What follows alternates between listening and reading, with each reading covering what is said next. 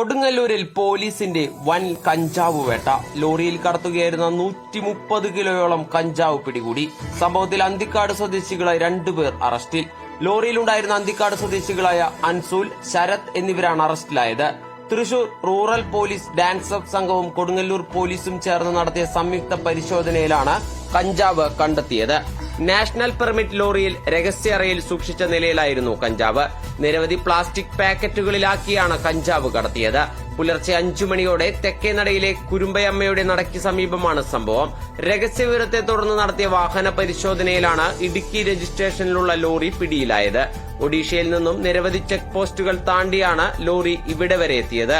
ഒഡീഷയിൽ എവിടെ നിന്നുമാണ് കഞ്ചാവ് വാങ്ങിയതെന്നും എവിടേക്കാണ് കൊണ്ടുപോയിരുന്നതെന്നും ഉൾപ്പെടെയുള്ളവയെക്കുറിച്ച് അന്വേഷണം ആരംഭിച്ചതായി പോലീസ് അറിയിച്ചു.